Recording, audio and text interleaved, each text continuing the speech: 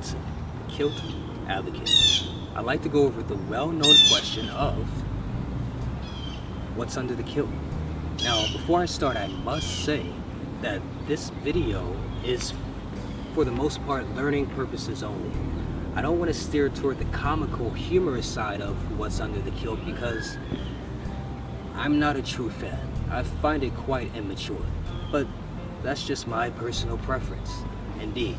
Now, with that said, I do understand the importance of comedy and humor, so what you'll find at the end of the clip is some well-known entertainers and actors and TV shows of the past entertaining the idea of what's under the kilt in a comical way.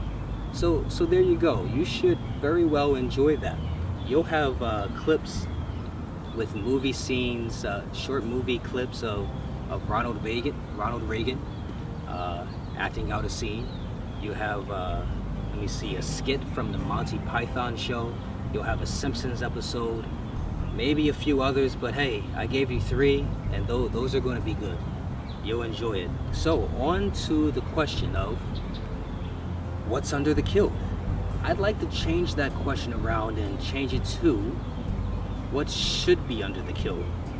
That's a better question to describe what I'm trying to say here. And what should be under the kilt is up to the individual. Up to the individual to decide what is to be or not to be under the kilt.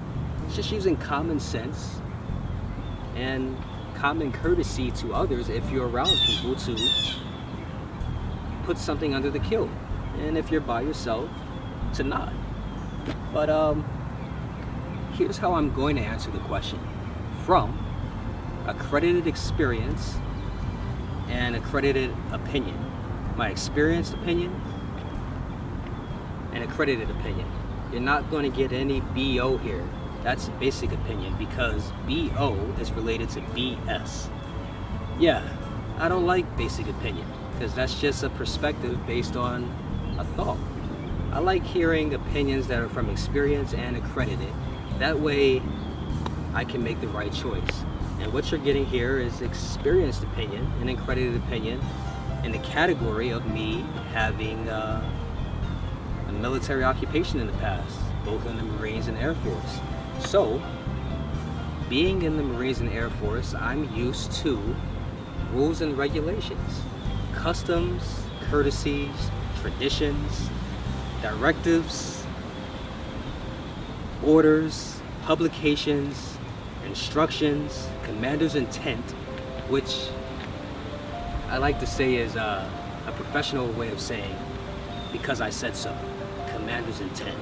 So being in the military, I happen to have the right profession for me because I always like to know the answer why.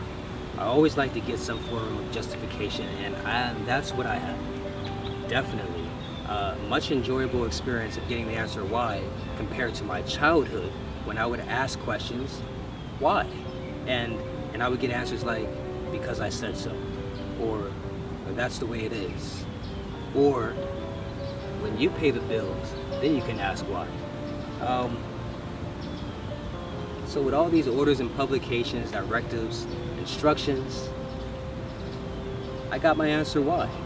And that's what I'm going to utilize today to kind of motivate people who are wearing the kilt, and for those around people wearing the kilt, kind of give them a motivation of answering the question of what I believe and what I think is the right way to wear it. Now, I'm going to start with some visuals. I like giving visuals because that adds a little bit of passion and impact to what I have to say, which therefore goes in the category of experienced opinion and accredited opinion, not just basic opinion. So let's start out with some guidelines in both the Marines and Air Force. Let's see.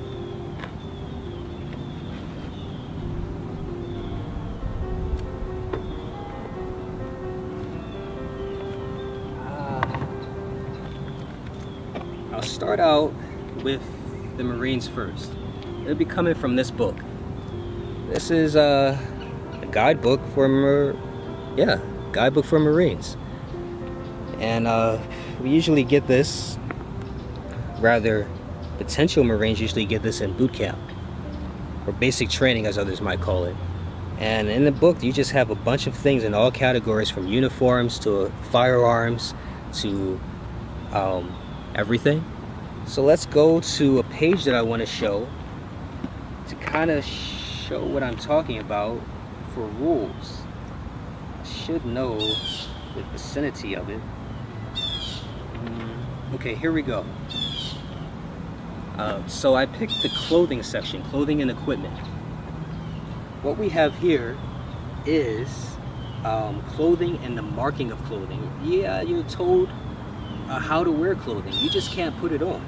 So for marking, it says, every article of uniform clothing in your possession, except those issued as organizational property, shall be plainly and indelibly, we'll just use, shall be plainly marked with your name.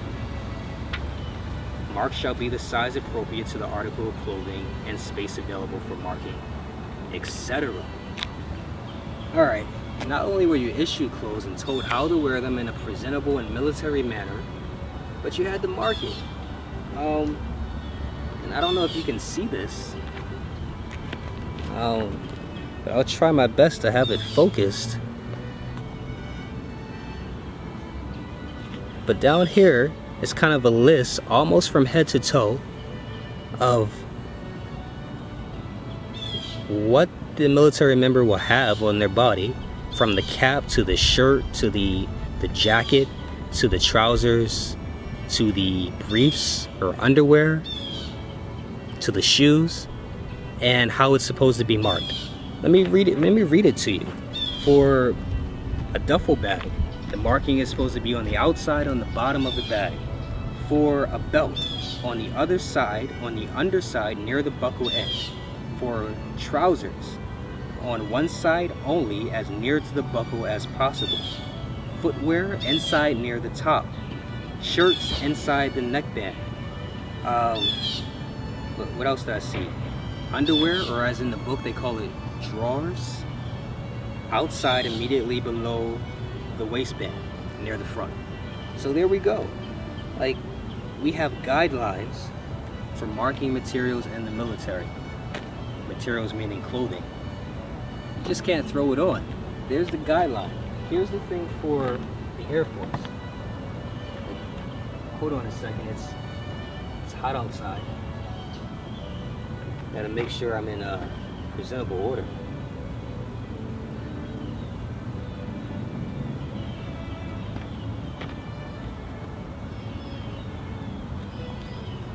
Alright, next is the Air Force book, the Airman's Guide. And what we have here is the 8th edition. Doesn't matter what edition it is, it's still basically the same rules. Let's open it up and see what we have regarding military and clothing. This is pretty deep stuff, well, that's why I'm sharing it. Just to let you know that there's guidelines to this. Just don't take basic opinion. Check this out. What page is this on?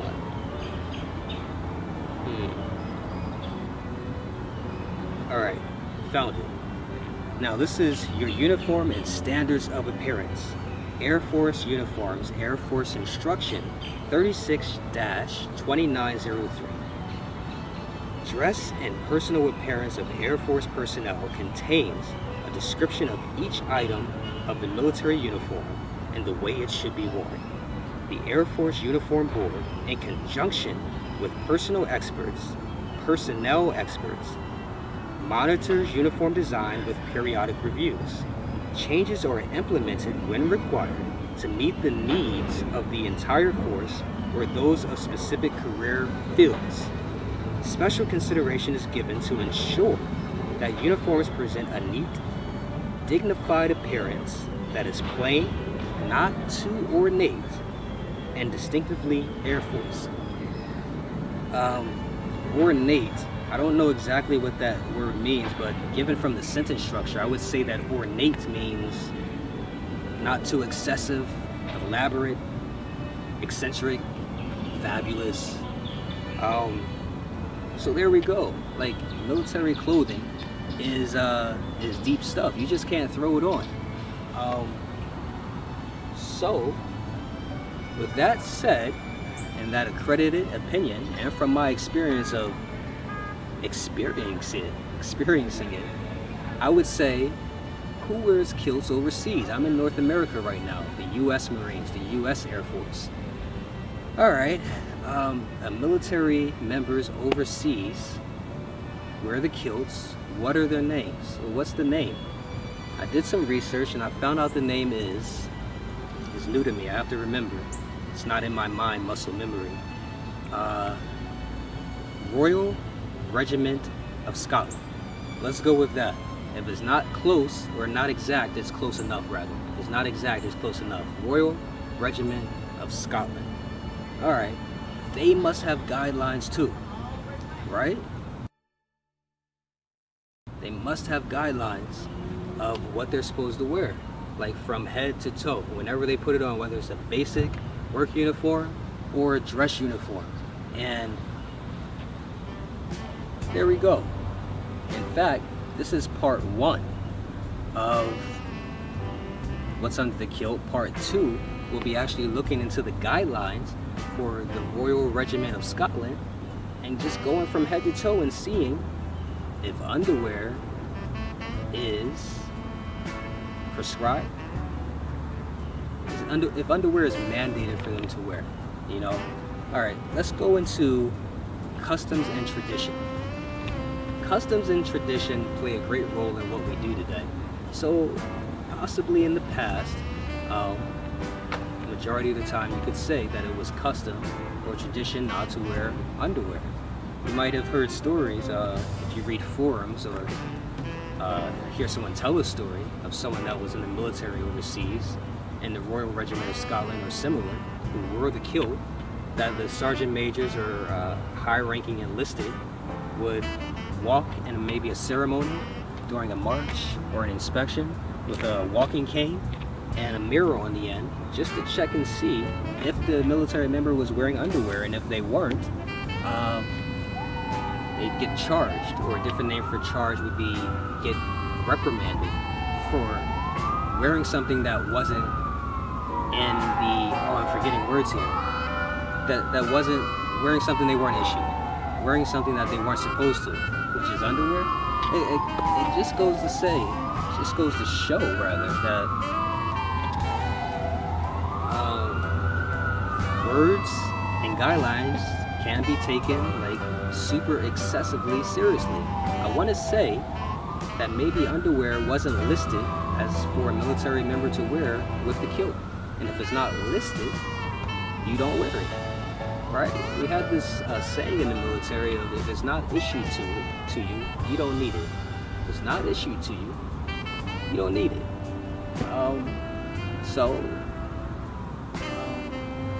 That's just a saying. That's not a rule. So it's courteous to wear underwear. But military members, depending on what they're doing, if they're doing a deployment, they're going on a long hike, they're really doing a lot of walking, a lot of running, and they're wearing trousers, they might not want to wear underwear because that's an extra restriction around the private area. That's a lot of wetness, and you're going to have a moist feeling just from having that extra heat layer over yourself. So it's probably best not to wear underwear, you know. And maybe that worked for the kilt back in the old days before you had all these chemical gases, and that's probably why trousers came into play, because you got chemical gases, you need to cover up as much as possible. So before that, I mean, what's the purpose of utilizing underwear in war? Just get in the way, right? Yeah. I have some other visuals to show to kind of maybe get some ideas flowing through the brain. Oh, hold on.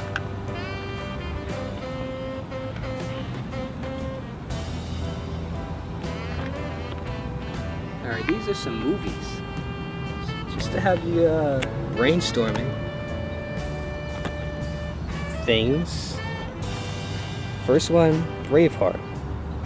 Alright? That's a great kill.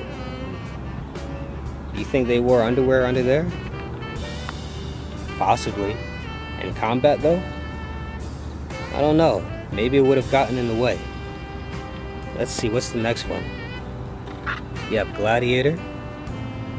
I've noticed with a lot of these old movies of people wearing skirt-like garments, that on the movies and on images on the internet, like Google, they kind of crop the pictures. A lot of the pictures are cropped to show the individual wearing the skirt-like garment, but cropping it so that you don't notice immediately that it's a skirt-like garment.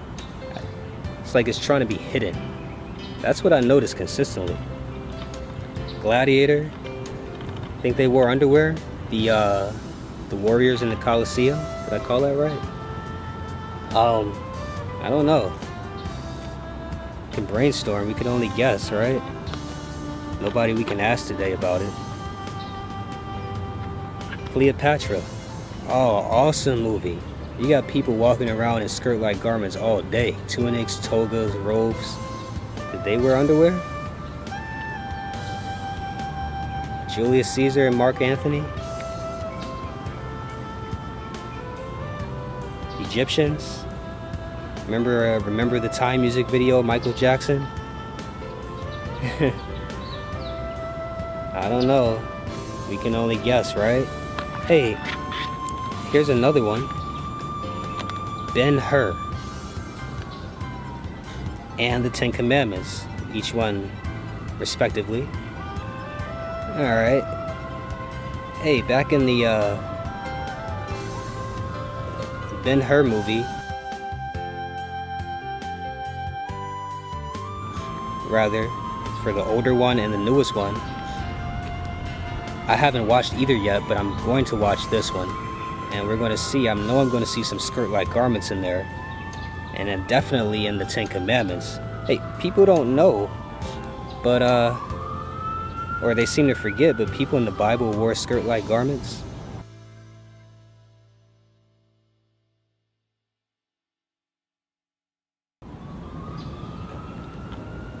And that's accredited and experienced opinion, not just basic opinion. Also, I wear tights under my kilt. I like to wear stuff under my kilt as a courtesy, a common courtesy, because I'm around people. And if you're planning on wearing tights yourself, there's a comedy for you. Robin Hood Men in Tights. Some of them look like leggings rather. But there you go. If you want to wear tights and try to learn how, you can start with this movie. Watch other people. Or just watch me. I'm doing it. I wear tights because I ride this motorcycle. And hey, when you don't wear tights, you really feel the temperature. Whether it's hot or cold, your thighs, your legs are going to feel it. And I don't want to feel it. Right? Common sense. I happen to leave something out. This is WrestleMania 21. And what you have here is, on the back, Roddy Piper getting stone cold stunned. And he's in a kilt.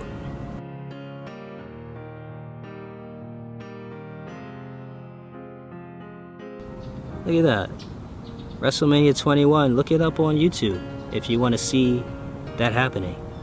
Yeah, people wear kilts. And he was wearing something under. You know, it's funny. Wrestlers are probably the only show that you can watch. Wrestling is the only show you can watch where men can walk around in basically underwear, which I call everything shorts.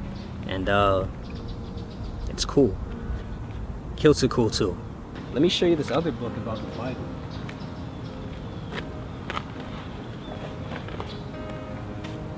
Now, this other book with the Bible I brought because of that Ten Commandments movie. Listen, for Christians out there are a lot of religions. But for Christians, a lot of people can't go to church in a skirt-like garment.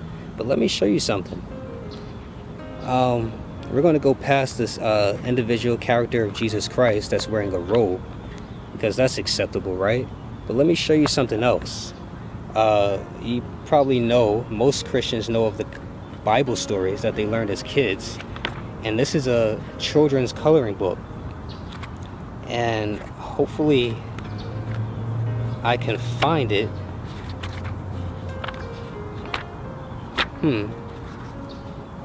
Alright, so there's, remember the Prince of Egypt?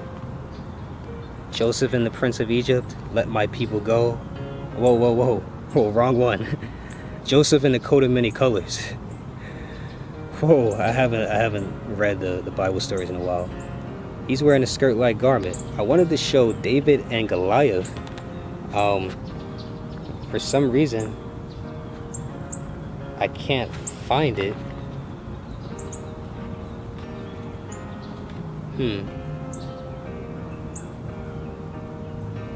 I think we're getting close. Alright, here's another story. David and Goliath. Look at that. He's throwing the rock at Goliath. Let's show you what Goliath, he's that giant, right? Who's also wearing a skirt-like garment. Yeah, this is in the children's coloring book for Christians. You got the people, stories of the past, wearing skirt-like garments. You think David is wearing anything under that? Might have been courteous, right? Or he was in war, so might not have been beneficial.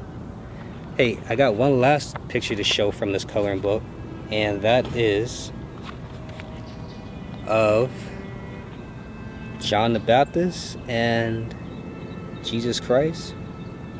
Alright, Jesus is letting himself get anointed by somebody in a skirt-like garment. Yeah, so you gotta ask yourself, who made the rules that men can't wear skirts? Or skirt-like garments, skirts made for men rather. You gotta ask yourself, who made the rules? Where are the guidelines for that? Where are the guidelines? So that's just a little bit off topic, but just to go to show that there's guidelines, there's information out there. You just gotta go and search it yourself. Yeah. What else did I have to share? Alright, so now that we discussed that, the final conclusion of what to wear under the kilt, or what's under the kilt, is whatever the individual wants, and however the individual feels it should be worn. But usually, if you want to be courteous to others, especially if you're around people, what is in the category of people? Children? It might be beneficial for you to wear something under, because hey, skirt-like garments fly up, right? And if it flies up, you want something under so that you're not showing everything. So throw custom, throw tradition out the window. Just be courteous, all right? Let's have a custom and tradition of being courteous. How about that? All right, so now I'm going to show you exactly what I wear under the kilt myself. So hopefully I can be an inspiration to anyone out there, giving you a visual of what I wear under the kilt. Now, first I wear leggings.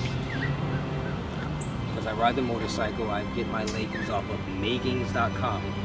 Leggings.com is the leggings made for men, and I have visuals, so check it out. Let me get to the point. Boom. Alright, this is what I wear under my kilt. Now, I wore these specific shorts just because we're talking about military. So these are my military shorts. These were my military shorts, olive drab green, from the Marines.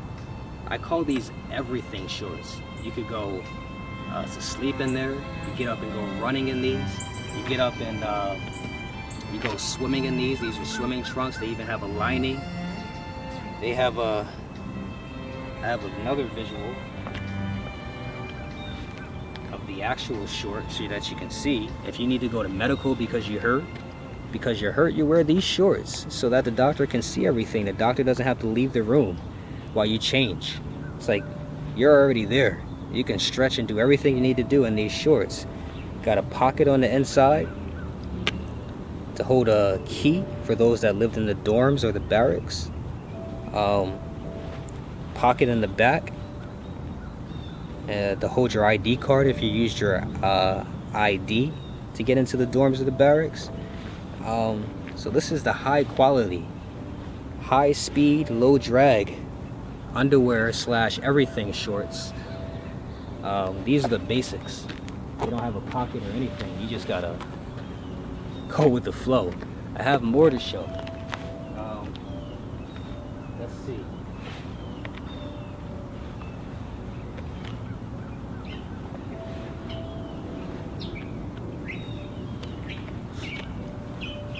Now, I just don't wear these olive drab because I want to be cool. You know, I don't like to wear olive drab all the time anymore because I don't have to. I like to wear different colors if I wear underwear under for any reason. I just like the leggings, really. Personally, just leggings will do for me. But see, these are the same thing. They have basically swimming trunks / underwear. They have a lining inside.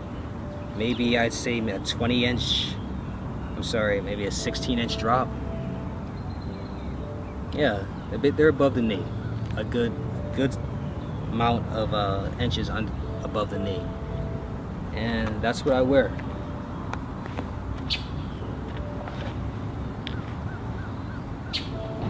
Now, if I really want to wear underwear, but not something as bulky as this, which isn't really too bad, I mean, but if I don't want to go too bulky, I'll just wear these. Back in the military, I used to wear this for PT, physical training. They're called Silkies. Made by Sophie, or Sophie, or Soph. Yeah, black or blue Silkies. I used to wear this in the military for running. Like, they have lining in it and everything. These were same purpose, just shorter. I believe while I was in 2007 to 2014, around maybe 2010, they were banned for unit use. You could still use them individually on your own time, but for unit use they were banned, and maybe rightfully so, because with these, males and females, you definitely get a view. But hey, it's been around. It was custom to wear these, but then things are reviewed, right? Reviewed periodically, just like the Air Force book said, and changed as necessary. Military image. They don't want people to be viewed. I'll stick to my day job. Let's see.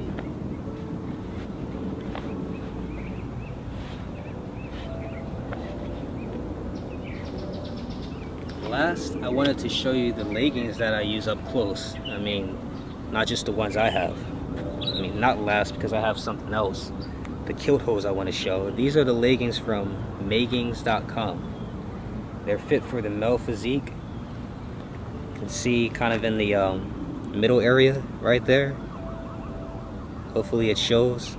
But yeah, they're made for men. That's the back.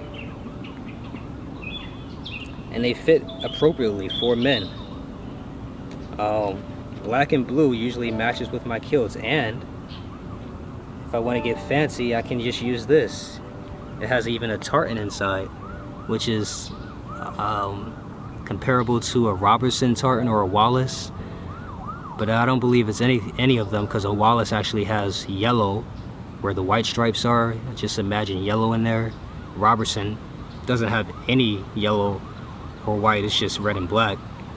So it's just call it a modification of both.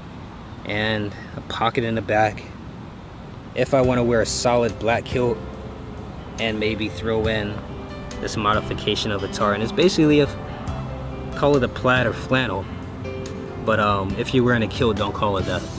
A kilt with a pattern would be a tartan. So there you go with what's under the kilt.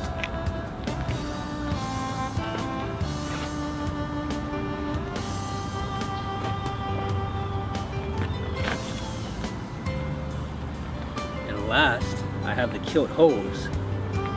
These kilt hose I have in different colors. I got these from utkilts.com, as in uniform, T as in tango, kilts.com. You have black, you have green, which I'm wearing now. They just label it as green. Maybe I might call this forest green or jungle green. I need a Crayola box to figure that out. Gray, which works great with most of my kilts, especially the solid black one. And blue, which works great with my Air Force kilt. The green ones and the kilt that I'm wearing was the Marine kilt, or the Marine tartan, rather. And yeah, that's what I wear. Under my kilt. So there you go. You had a accredited and experienced opinion from somebody who wears the kilt casually almost every day when I can, and even while riding a motorcycle. As far as what the Royal Regiment of Scotland wears under their kilt during ceremonies and whatnot, I can't tell you. It'd just be a basic opinion if I do. You'll have to ask a military member in that specific service. But you kind of get the gist. Not a basic opinion here, because BO is related to BS. We don't do that. We credit an experienced opinion, and I hope you enjoyed it. It's been a pleasure.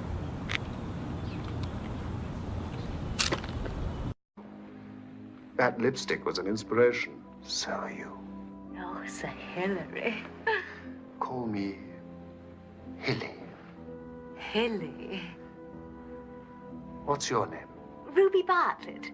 From Lancashire. Morecambe Bay, actually. How did you get here? Do we have to talk about that now?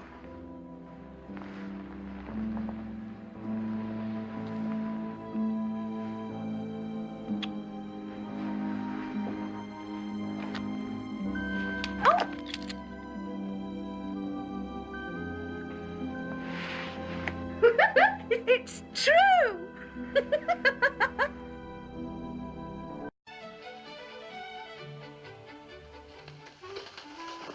Hey, fellas. Hello. Didn't she forget something? Something important? What? Well, don't they wear some kind of fancy pants under this? Didn't you know? What? Are you kidding? Well, it's a bit drafty, isn't it? Drafty? It's indecent. It's not indecent, just thrifty. Well, they must wear some kind of diaper or something. Well, something. Nothing. And this year's no exception. Sponsored by Natural Gas and Glasgow City Council, this exhibit is entirely supported by voluntary contributions. I'm telling you, I could never have shut Burns! This is your last warning about that. It's impossible for me to fire a pistol. If you'll check my medical records, you'll see I have a crippling arthritis in my index fingers. Look at them! Oh, I got it from Space Invaders in 1977. Oh, yeah, that was a pretty addictive video game. Video game?